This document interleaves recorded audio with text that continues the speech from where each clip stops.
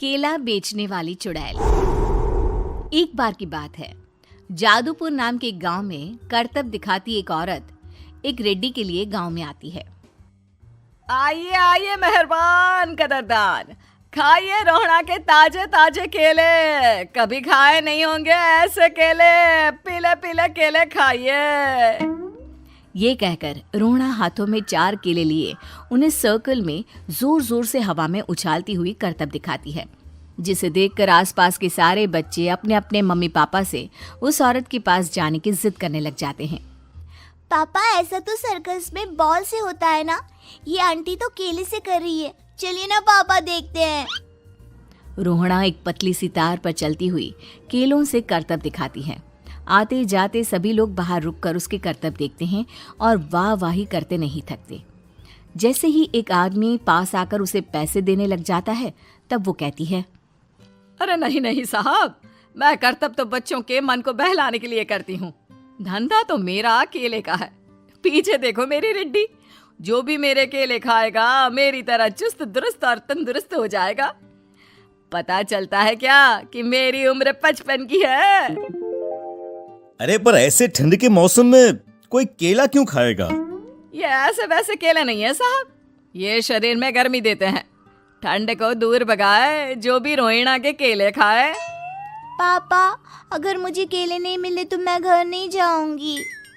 तभी उसके पापा कहते हैं कि बेटा, केले ठंड में कभी गर्मी नहीं देते। ये सब कहने की बातें हैं, सामान बेचने का तरीका है इनका। पर पिंकी नहीं मानती। मैं केले खाऊंगी।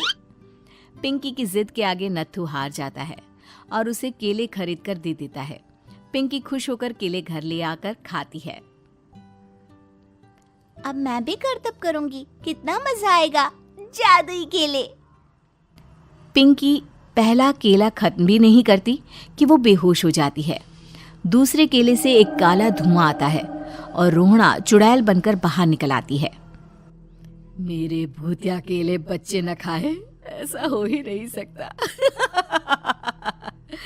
जादूपुर वालों, कब तक बचोगे? आ गई हूं मैं रोहड़ा, जिसका कोई नहीं कर सकता सामना।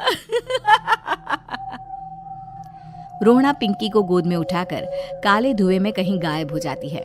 शाम के वक्त नत्थू घर लौटता है और पिंकी को घर में ना पाकर उसकी माँ से कहता है, माँ पिंकी कहाँ है? अरे बेटा, उसे तो तू सुबह करतब दिखाने ले गया था ना, फिर कहाँ वापस आए तुम दोनों? मुझे लगा तू उसे अपने साथ मंडी ले गया होगा। हे भगवान, मेरी बच्ची कहाँ गई? मैं उसे घर ही तो छोड़कर गया था माँ।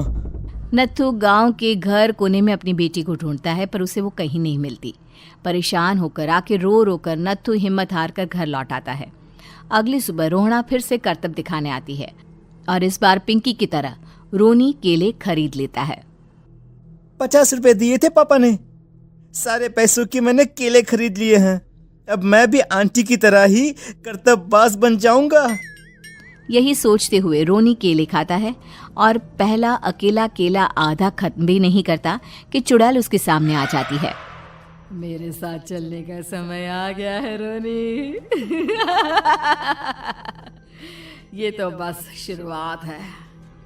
अब इस गांव के सारे बच्चे धीरे धीरे मेरे कब्जे में होंगे, एक बच्चा भी नहीं बचेगा। ये कहकर रोनी को गोद में लेकर काले धुएं में अदृश्य हो जाती है। इसके बाद हर रोज गांव में से कोई ना कोई बच्चा गायब होता, पर ऐसा क्यों हो रहा है किसी को भी समझ में नहीं आ पा रहा था। रोज की तरह अपनी बेटी पिंकी की तलाश में नत्थू गांव के एक तालाब के पास बैठा रो रहा था। कहाँ गई मेरी पिंकी? शकुंतला के जाने के बाद एक वही तो मेरा सहारा थी। अरे उसकी आत्मा कोस रही होगी मुझे कि मैं अपनी बच्ची को संभाल भी नहीं पाया। नत्थू ये कहता हुआ रो ही रहा था कि तभी तालाब में से उसे शकुंतला की आवाज सुनाई देती है। कहाँ थी तुम शकुंतला? हमारी बच्ची और सारे गायब हुए बच्चे रोहड़ा के कब्जे में हैं। वो बच्चों को जो केले देती है उससे बच्चे बेहोश हो जाते हैं और उसके कब्जे में आ जाते हैं और वो उन्हें ले जाकर काली दुनिया में ले जाती है। पर वो ऐसा क्यों कर रही है? ये मैं नहीं जानती, पर उस दुनिया का रास्ता मैं आपको बता सकती हूँ। जहां ये नदी खत्म होती है वहां एक केले का पेड़ है, उसके नीचे एक दरवाजा है, वहीं से रास्ता जाता है उस दुनिया का। ये कहकर शकुंतला की आत्मा गायब हो जाती है। गांव के सभी लोग झुंड बनाकर उसी रास्ते से काली दुनिया में चले जाते हैं और वहां देखते हैं कि सारे बच्चे वहां काम कर रहे थे। पापा मुझे ले चलो यहाँ से। पापा पापा। सभी बच्चे अपने मम्मी पापा से लिपट जाते हैं। तो तुम लोग यहाँ तक आ गए?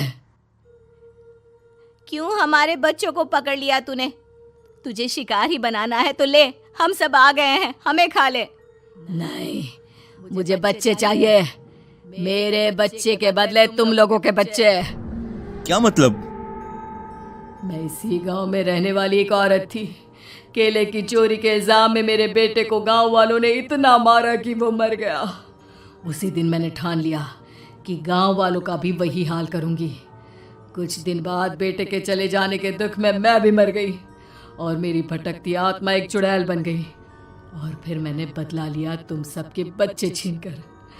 बर्दाश्त नहीं कर पाए ना, सोचो मुझ पर क्या बीती होगी। हमें माफ कर दो रोना, पता नहीं ये किसकी गलती थी पर हम सभी माफी मांगते हैं। हमारी खुशियां लौटा दो, तुम भी तो एक माँ हो। गांव वालों की बात सुनकर रोना का मन पिघल जाता है और वो बच्चों को छोड़ देती है। उसके बाद काली दुनिया बच्चों के लिए जादुई दुनिया बन जाती है। अब कोई भी कभी भी वहां आ जा सकता था।